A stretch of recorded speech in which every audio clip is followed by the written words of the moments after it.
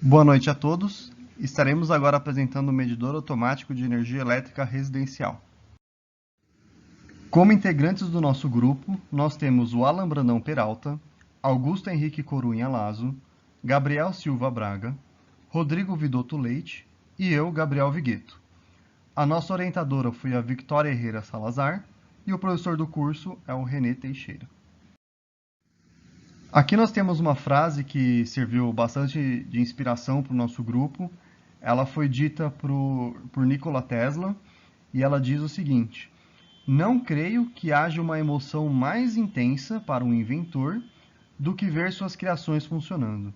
Essa emoção faz você esquecer de comer, de dormir, de tudo. Vamos falar agora um pouquinho sobre como que surgiu a nossa ideia e a partir de qual problemática que a gente desenvolveu o nosso projeto. A falta de energia tem sido um problema bem recorrente no Brasil e cada vez mais agravante. Por exemplo, a gente teve a situação no Amapá, que ficou vários dias sem energia elétrica. E muitas vezes essa falta de energia ocorre por falhas no sistema, como curto-circuito, interferência da própria natureza.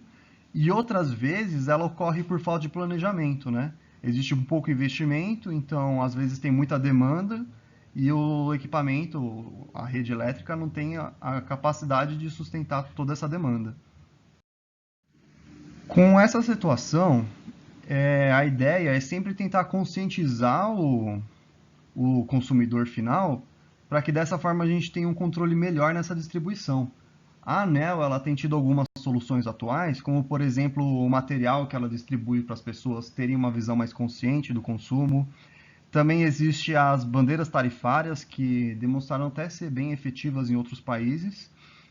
E dessa forma ela tenta controlar o consumo para que seja um pouco mais consciente do que ele é hoje. E baseado em toda essa problemática, a gente chegou numa ideia de desenvolver um medidor automático de energia elétrica. O que ele faz basicamente? Ele vai coletar o valor consumido na residência, ele vai enviar esses dados via Wi-Fi para um banco de dados e depois ele pega e apresenta de uma forma bem interativa num aplicativo. A partir dessa ideia, a gente desenvolveu algumas premissas que o nosso projeto ele tinha que ter.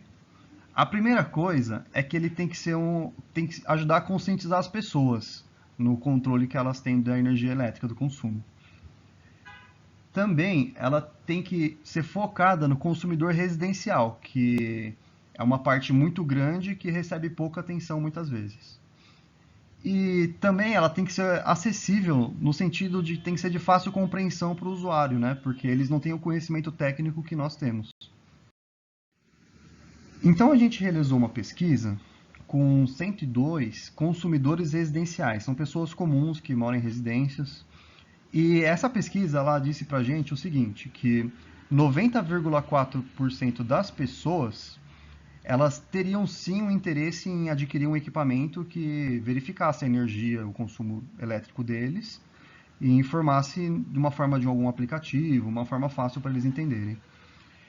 E 74,5% desses consumidores que foram entrevistados, eles informaram que o maior motivo para eles terem um equipamento desse seria para ter um maior controle no gasto que eles têm com os equipamentos.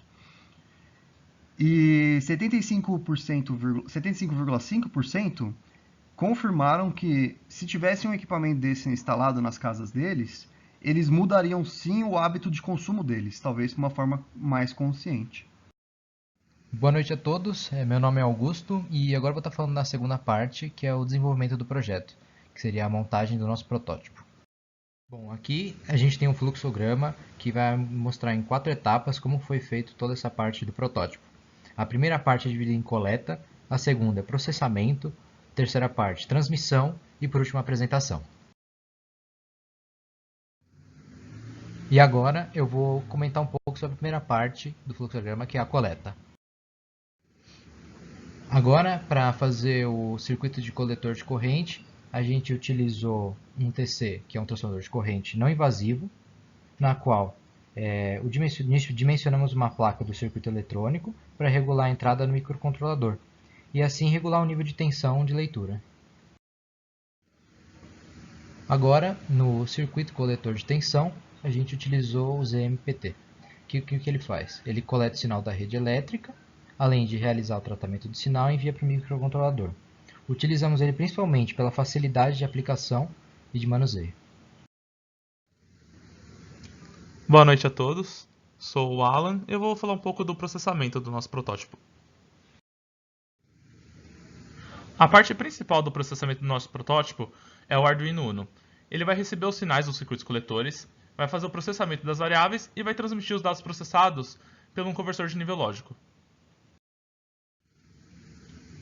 Como o Arduino Uno trabalha em 5 volts e o ESP32 em 3.3, nós usamos um conversor de nível lógico, que ele realiza a regulação de tensão, para os dois sinais ficarem equilibrados.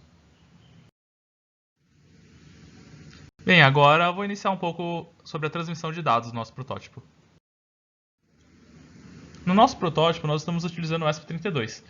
Ele vai receber os dados do conversor de nível lógico e ele vai fazer uma pequena tratativa nesses dados, porque como vem em comunicação serial esses dados, ele tem que pegar, separar essa parte serial, colocar em variáveis, e aí ele vai conseguir transmitir todas essas variáveis via Wi-Fi para os nossos bancos de dados. O MySQL ele é um sistema de gerenciamento de banco de dados, e ele utiliza a linguagem SQL como interface. Ele é um banco de dados relacional. Ele vai armazenar os dados e ele vai criar várias tabelas de dia e mês, somando os dados recebidos por ele. Assim a gente vai conseguir fazer os gráficos que vamos apresentar mais para frente. Já o Firebase ele é uma plataforma desenvolvida pela Google para a criação de aplicativos móveis e também da web. A gente vai estar utilizando, dentre esses inúmeros aplicativos dentro do Firebase, o Real-Time Database, que é um banco de dados em tempo real. E ele vai mostrar em tempo real os dados no nosso aplicativo.